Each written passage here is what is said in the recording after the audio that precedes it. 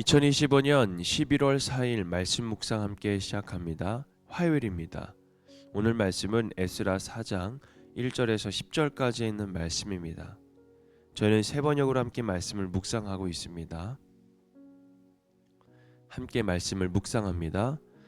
유다와 베냐민의 대적은 사로잡혀 갔다가 돌아온 사람들이 주 이스라엘의 하나님의 성전을 짓고 있다는 말을 듣고서 스룹바벨과 각 가문의 우두머리들에게 와서 말하였다.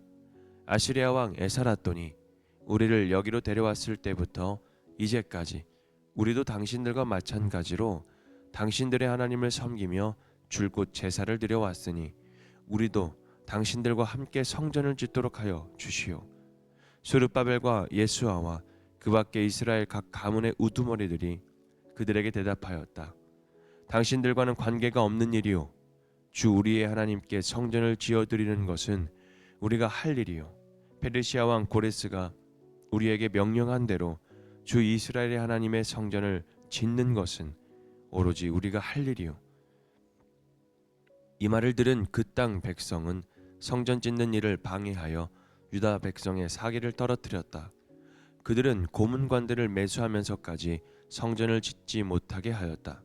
이러한 방해는 페르시아 왕 고레스가 다스리던 모든 기간뿐만 아니라 페르시아 왕 다리우스가 통치하던 때까지 이어졌다. 아하스웨로가 왕위에 오르니 대적들은 유다 주민과 예루살렘 주민을 고발하는 글을 올렸다. 아닥사스다 때에도 비슬람과 미르드닷과 다부엘과 그 밖의 동료 관리들이 페르시아의 아닥사스다 왕에게 글을 올렸다. 그 편지는 아람글로 적었고 번역이 되었다. 루흠 사령관과 심세 서기관은 예루살렘 주민을 고발하는 상소문을 아닥사스다 왕에게 썼다. 그때의 상소를 올린 사람은 루흠 사령관과 심세 서기관과 동료들과 그 밖의 디나 사람과 아바삿 사람과 다블레 사람과 아바세 사람과 아렉 사람과 바벨로니아 사람과 수산 사람과 대해 사람과 엘람 사람과 귀족 오스나발이 사마리아의 여러 성과 유프라테스 강 서쪽 여러 지방에 이주시킨 민족들이다.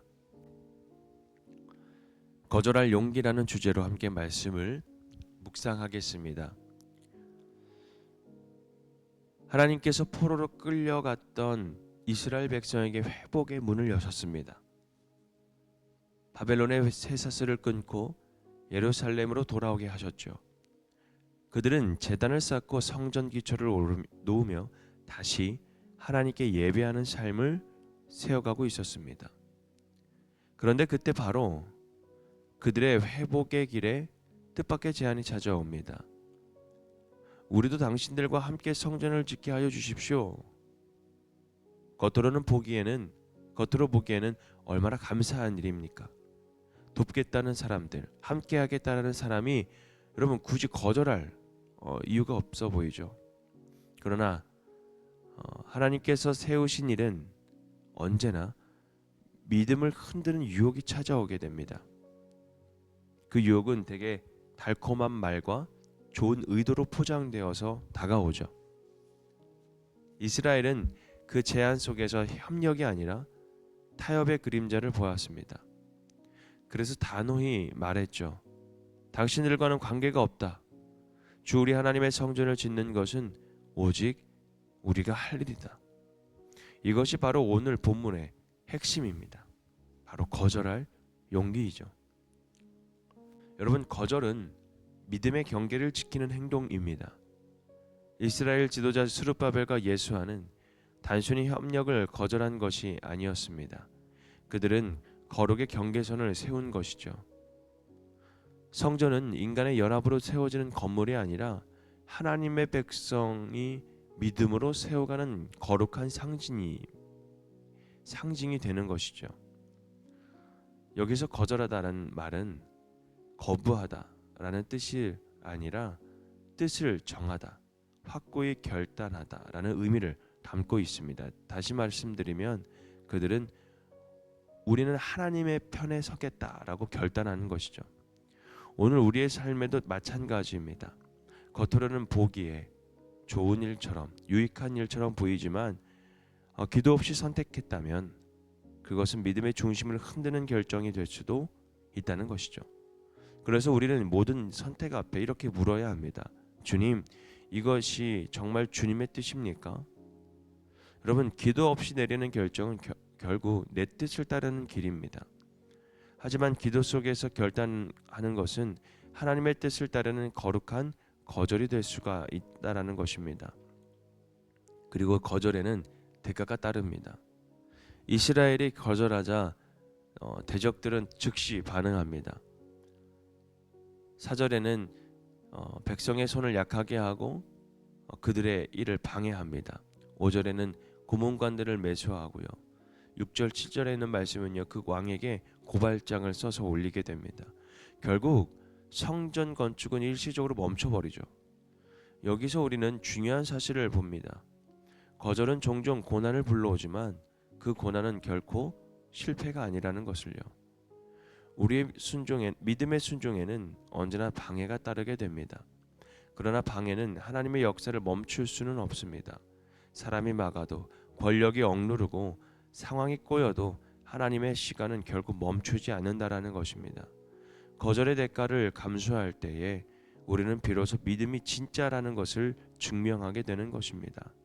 하나님은 쉬운 길을 가는 자가 아니라 바른 길을 선택한 자와 함께하기를 원하십니다. 그리고 거절은요, 신앙의 용기이자 사랑의 표현입니다. 진짜 사랑은 모든 것을 받아들이는 것이 아닙니다. 때로는 이것이 아니다라는 그런 단호히 말할 수 있는 것이 진짜 사랑이며 진짜 믿음입니다. 부모가 자녀를 사랑하기에 위험한 길을 막듯이 하나님을 사랑하는 사람은 세상의 달콤한 제안을 분별하고 거절할 수 있어야 되는 줄 알아야 합니다. 우리가 세상과 타협하지 않은 이유도 그것입니다. 우리가 세상을 미워해서가 아니라 세상이 우리를 통해 참된 거룩과 생명의 복음을 보게 하기 위함입니다. 그래서 때로 교회는 세상 앞에 거절의 공동체로 서야 할 때가 있죠. 그 거절이야말로 세상 속에서 하나님을 드러내는 빛의 행동이기 때문입니다. 사랑하는 성도 여러분, 믿음은 무엇을 하냐라는 것보다 무엇을 하지 않느냐에 더 분명히 드러날 때가 있습니다. 거절은 단순히 부정이 아니라 하나님의 뜻을 지키기 위한 영적 순종의 다른 표현이라는 사실을 우리는 알아야 합니다. 오늘 하루도 이렇게 기도했으면 좋겠습니다. 주님, 저의 선택이 주님의 뜻을 벗어나지 않도록 하여 주옵소서. 기도 없이 무작정 결정하지 않도록 하여 주시옵소서. 유익보다 주님의 뜻을 따르는 용기가 되게 하여 주옵소서. 여러분, 거절의 순간에도 하나님은 여전히 우리와 함께 하십니다. 그분은 우리의 순종을 통해서 더 크고 선한 회복의 역사를 이루어진다는 것입니다. 오늘 여러분 결단해 나갔으면 좋겠습니다. 나는 신앙의 길에서 거절하지 못한 세상의 유혹이 무엇인가? 거절이 오히려 사랑이 되는 순간은 언제일까? 내 공동체는 세상 앞에 거룩한 경계를 세워나가는 교회가 되는 것인가? 오늘 내가 내리는 결정은 기도로 분별된 선택인가? 여러분, 오늘도 정말 하나님 안에서 기도하며 또 주님의 뜻을 분별하며 그래서 그 거절의 용기를 통하여 더욱더 하나님의 뜻과 선하실 그 일들을 해내나갈 수 있는 우리 복된 하나님의 거룩한 자녀들이 되기를 주님의 이름으로 축복합니다. 오늘 말씀 묵상 마치겠습니다.